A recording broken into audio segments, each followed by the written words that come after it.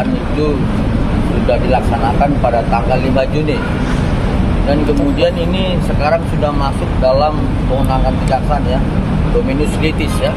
Nah, pada prinsipnya adalah kami dari pelapor dalam hal ini meminta dari pihak jaksa penuntut umum agar dengan segera melimpahkan berkas perkara ini untuk segera dipersidangkan. Ya, jadi kenapa kami minta seperti itu?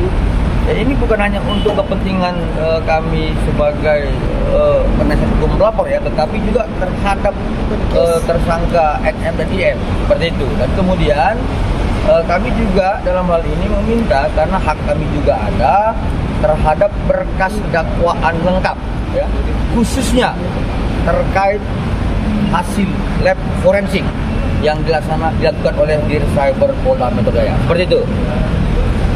Yang lain? Jadi pada tambahin bahwa seperti apa disampaikan oleh Adinda Julianus bahwa ini supaya ada kepastian hukum lah, baik untuk pelapor maupun sebagai terlapor. Jadi tidak ada gonjang-ganjing permasalahan siapa yang salah, siapa yang benar, mari kita buktikan di persidangan. Jadi saat ini kan banyak masyarakat, ada lagi PH-PH yang dukun hukum saya katakan. Kenapa? Karena membahas bukan berdasarkan undang-undang, tapi penerawangan. Jadi ada dukun hukum, ada yang ngaku-ngaku ahli hukum. Jadi kami perlu tegaskan, mari kita buktikan di proses persidangan apakah benar atau tidak unsur pemerasan dan kasus ini. Kami mengucap terima kasih juga kepada abang anda kami, Ricky Stohang, yang telah memberikan edukasi yang begitu baik pada masyarakat. Inilah kalau pembahasan sesuai dengan hukum, bukan berdasarkan dukun hukum. Banyak yang menjadi dukun hukum saat ini. Itu aja kami sampaikan. Ya, saya tambahkan sedikit ya, bahwa kita perlu melihat dakwaannya supaya mengetahui bahwa cerita yang sebenarnya itu, yang dakwaan itu sama nggak dengan cerita yang sebenarnya. Sebabnya juga terkait dengan Wan Prestasi yang ada di Jakarta Selatan. Ya, itu terkait bahwa di awalnya ada pemerasan 4M. Ya. Itu kena pasal. Ya. Pemerasan 4M ini diserahkan kepada pihak developer ya, yang menjual rumah. Dikasih juga ke sana menjadi TPPU. Ya, menjadi kena pasal juga, kena pasal pemerasan, kena pasal TPPU. Ya, setelah terjadi TPPU kena pasal, uang yang di developer kan disita. Ya, setelah disita, ya, yang ujung-ujungnya bahwa si developer ini menagih kembali kepada Nikita supaya dibayar, sehingga dimajukan gugatan Wan Prestasinya. Jadi kita mau jelas apakah perjalanan uang ini semua lengkap. Jangan sampai perjalanan uang ini tidak ada sehingga nanti Wan Prestasinya jadi masalah. Ya, jadi ini fakta sebenarnya harus diungkapkan dalam dakwaan supaya nanti jelas, supaya juga kita juga nanti dalam persidangan Wan Prestasi juga jelas semuanya. Ya, itu tujuan kita. Jangan sampai itu hilang dari dakwaan sehingga menjadi masalah buat kami. Fakta yang sebenarnya dihilangkan kami nggak mau. Ya, itu tujuan kami yang utama ya. Jadi, jadi kami tambahkan sedikit. Tujuan kami datang ke sini pertama pengen tahu perkembangan kasus ini sampai sejauh mana. Itu yang pertama. Yang kedua, kapan ditetapkan jadwal sidang sehingga kami tahu kepada yang bersangkutan, katakanlah Nikita Mirjani, supaya nanti beliau juga dengan diadakannya sidang lebih cepat supaya ada kepastian hukum. Itu yang kedua. Yang ketiga, tujuan kami ke sini juga kalau nanti dakwaan sudah dibuat, setidak-tidaknya kami lebih tahu lebih dulu. Nah, itu mungkin tambahan kami sedikit. Bang, apa karena Wan Prestasi ini, kasus pemerasan ini jadi tertunda bagaimana Bang? Ya, Bang. Oh tidak. Jadi gugatan Wan Prestasi itu kan sebenarnya berbicara soal formil ya. Tetapi kalau persoalan laporan klien kami ini kan sudah diuji dalam proses penyelidikan dan penyidikan. Artinya adalah pihak penyidik dan pihak jaksa kan sudah meneliti berkas-berkas itu. Tidak ada di situ perjanjian, sehingga jaksa penuntut umum ditetapkan ini P21 ya. Jadi kembali kepada seperti disampaikan oleh senior saya, ya kalau kami ini kan advokat bukan dukun hukum ya. Jadi kalau berbicara masalah hukum ada jurisprudensi, contoh ya, ada kalau nggak salah itu putusan Mahkamah Agung nomor 582 tahun 72. Itu sering digunakan oleh majelis hakim tentang persoalan gugatan wan prestasi. Tapi kalau ada dukun-dukun hukum berbicara wan prestasi itu menghilangkan pasal 1243, menghilangkan 1238, menghilangkan 1320 unsurnya, ini dukun ya, bukan advokat. Saya pikir demikian ya. Jadi nggak ada itu soal kedudukan ya. Tapi yang soal apa dananya hilang, tetapi yang pasti adalah dengan P21 kami akan percaya bahwa wan prestasi itu tidak ada. Seperti itu. Ya, ditambahkan bahwa penyitaan uang 4M itu sah karena ada pasal pemerasannya kena pasal, TPPU-nya kena pasal, penyitaannya juga sah. Jadi jangan penyitaan yang sudah dilakukan dengan sah, dilakukan secara hukum, dibawa-bawa ke wan prestasi. Itu dibawa-bawa ke wan prestasi. Jadi mereka harus bisa memisahkan ini pidana, ini perdata. Jangan pidana ini dimasukkan ke perdata, akhirnya 4M ini dibawa-bawa kemana-mana. Kita bikin lagi gugatan lagi, 4M lagi, bolak-balik begitu. Jadi sah disita 4M adalah karena kena pasal pemerasan sama TPPU, sita 4M. Jadi jangan lagi 4M yang disita ini dibawa-bawa ke wan prestasi, nggak ada kaitannya. Ya, jelas ya? Bang Julianis, mungkin terkait dengan dua nama yang bisa dibilang tuh sekarang masih ngambang nih, gimana nih Bang antara Dr. Oki dan juga Doktif? Nah, justru hari ini kan kita juga membuat surat terkait soal dakwaan lengkap agar diberikan kepada kami pelapor. Ya, di situ juga kita mintakan hasil lab forensik yang dilaksanakan oleh Dircyber Polda Metro Jaya.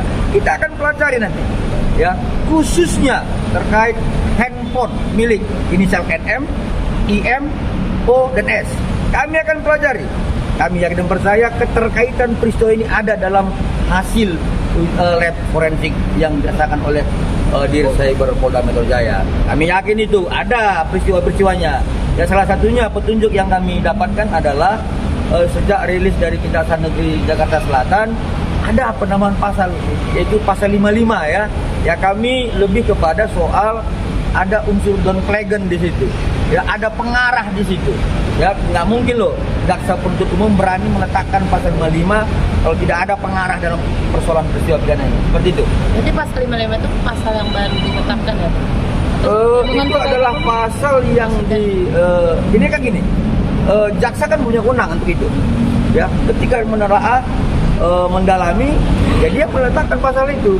Kemudian dia menyimpulkan bahwa adanya keikutsertaan pihak lain seperti itu, ya. Oke. Bang, terakhir Bang, apa dok beda khawatir Bang, ini kok malah kasus prestasinya diduluin Bang kasus. Nah, ini ahlinya ini. Ini bukan masalah diduluin, ya. Gugatan wan prestasi masuk ya pertengahan Mei. Itu memang ada jadwalnya, jadwal sidangnya itu ada. Tidak bisa dimaju dimundur nggak bisa. Itu udah ada tahapannya di pengadilan. Ya, tahapannya gugatan masuk, penetapan hakimnya siapa, majelis hakimnya, ya, penetapan tanggal sidang. Itu sudah semua ada jadwalnya. Ya, sementara kasus ini belum dilimpahkan ke pengadilan, sehingga di pengadilan belum ada jadwalnya. Jadi bukan masalah didahulukan atau tidak. Seperti tadi kami tanyakan, segera akan dimasukkan, tapi belum. Ya, berarti kan bukan ada didahulukan, bukan. Itu jadwalnya semua ada. Jadi Ya. kami sih Dr. itu tidak takut sama sekali soal ini sebenarnya. Apa yang ditakutkan sih? Dia sudah nyatakan kebenaran, dilaporkan ke polisi, sudah P21. Tidak ada yang ditakutkan ya. Hanya kami sebagai manusia memang prihatin lah dengan kondisi bahwa NM yang merupakan tanggung jawab keluarganya. Tapi ya ini konsekuensinya, risikonya. Apa yang dilakukannya, ini yang terjadi. Untuk itu kami berharap bahwa pihak Kejaksaan Tinggi ini supaya secepatnya lah untuk menyampaikan ini kepada pengadilan supaya ada kepastian hukum. Kalau memang klien kami bersalah, silakan. Tapi kalau tidak, jangan jadi suatu hal yang dibahas di sosial media seakan-akan ini mau bebas. Wah, tidak. Jadi jelaslah bahwa ini tujuan kami supaya ada kepastian hukum. Itu aja. Oke Bang Biring, mungkin izin tanya Bang Biring, setelah ditetapkan P21 dan dilimpahin ke kejaksaan, mungkin proses untuk menuju ke ke persidangan itu mungkin butuh berapa lama sih Bang kalau misalnya dari segi hukum Bang? Secara umum itu kan sebenarnya nggak butuh waktu yang lama secara umum ya. Tetapi kan gini, kita melihat ini kan perkembangan. Nah kemarin tanggal 5 tahap kedua, kalau kami melihat ya seharusnya hari ini sudah bisa dilimpahkan dong, agar kemudian minggu depan sudah ditetapkan jadwalnya. Karena apa? Ini kan bukan kepentingan terhadap pelapor aja gitu, tapi terhadap tersangka juga agar bisa menggunakan haknya untuk melakukan pembelaan ya.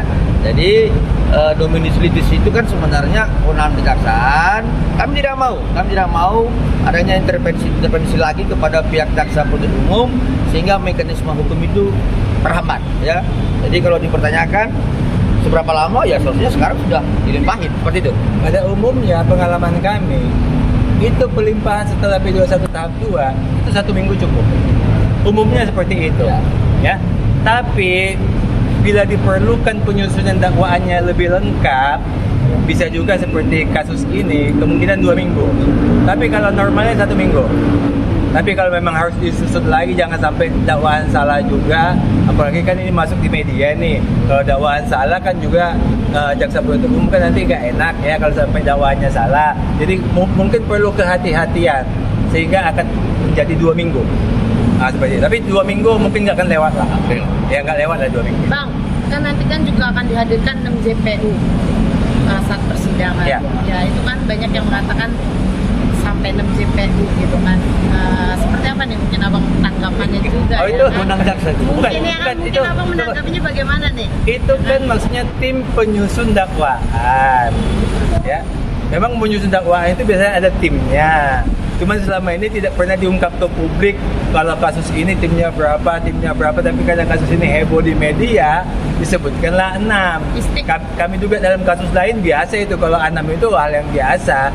Cuman nanti yang datang ke persidangan paling juga 1 atau 2, nggak 6-6-nya yang datang. Itu umum kok itu 6 itu. Harus ada tim lah, dia cermat ya. Oke, Bang Dr. Oki dan Dokter sendiri mungkin sebentar lagi akan musuh seperti apa nih Bang? Mungkin kan Abang juga tadi sudah melihat, maksudnya ada keterlibatan dan keterkaitan. Bukan Dr. Oki dan Dokter, maksudnya kemungkinan gak sih mereka nanti bisa terlibat?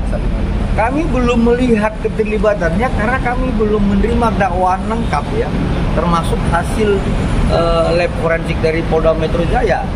Tetapi kalau dilihat, didengar informasi rilis dari Kejaksaan Negeri Jakarta Selatan, kan ditempatkan pasal 55.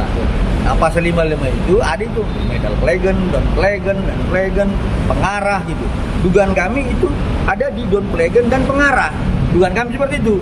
Tapi kita akan lihat dakwaannya dan terhadap hasil forensik dari Dirsebel Polda Metro Jaya. Seperti itu. Jadi jangan sekarang kesimpulin. Ya, kita lihat dulu ya. Tapi dugaannya jelas. Pasal 55 ditetapkan oleh DPU seperti itu. Dokter Reza Gladysnya sendiri nantinya akan siap nggak sih Bang untuk hadir ke persidangan baik perdata maupun nanti pas pidananya Bang? Oh itu begini, itu wajib ya. Kalau dalam one prestasi itu kan tentang kehadiran para pihak kan sudah diatur dalam Perma nomor 1 2016. Itu di pasal 6 ya. Artinya kemarin senior saya sudah sampaikan, kalau kemudian prinsipal dari pihak penggugat tidak hadir dan diwakili oleh kuasanya, kan cukup kami saja. Tapi kalau misalnya prinsipal dari pihak penggugat hadir, kami juga akan menghadirkan. Pasti datang. Prinsipal dari kami seperti itu pasti datang. Apalagi di pidana. Itu wajib. Kenapa? Kami akan memberikan fakta-fakta persidangan terkait keterangan klien kami dan saksi-saksi yang lain. Itu wajib. Ya seperti itu. Di pidana nanti ya, di pidana sebelum diperiksa saksi-saksi lain, saksi yang pertama diperiksa adalah saksi korban. Supaya dia bisa menceritakan apa sih yang dia alami, baru saksi lain itu bisa menambahkan mendukung atau tidak mendukung kepada saksi korban ini. Jadi memang dia yang pertama diperiksa. Itu wajib yang pertama. Penegasan berarti Dr. Reza Gladys siap untuk hadir di Siap. Dia malah sebenarnya Dr. Reza ini bertanya kapan saya datang. Dia malah kayaknya udah menggebu-gebu juga kepingin datang. Cuman kami ini, apalagi ketua kami ini cuma instruksi jangan datang dulu. Nanti kami kasih tahu kapan waktunya. Kalau dia pribadi kepingin datang, kepingin tahu juga apa sih yang terjadi di pengadilan gitu ya. Ada rasa ingin tahunya juga. Tapi karena ketua kami bilang jangan datang, dia tidak datang. Tapi kalau nanti dari tim hukumnya sudah mengatakan monggo datang, dia akan datang. Ya, pada prinsipnya begini, kemarin ya tanggal 11 Juni klien kami ada di parkiran. Ya, jangan kalian anggap itu dia tidak datang, tapi kami tidak izinkan. Ya, beliau ini menyarankan kepada kami agar tidak menghadirkan klien kita. Kenapa? Prinsipal kan harus berhadapan dengan prinsipal. Seperti itu ya. Jadi jangan nanti digoreng-goreng klien kami takut. Ya, enggak. Kepingin dia datang, Pingin dia datang. Seperti itu Kepingin. ya. Kepingin dia datang. Cukup ya. Bang. Oke, terima kasih ya. Ya, terima kasih. Mantap. Ibu panggilnya Mantap. Bang.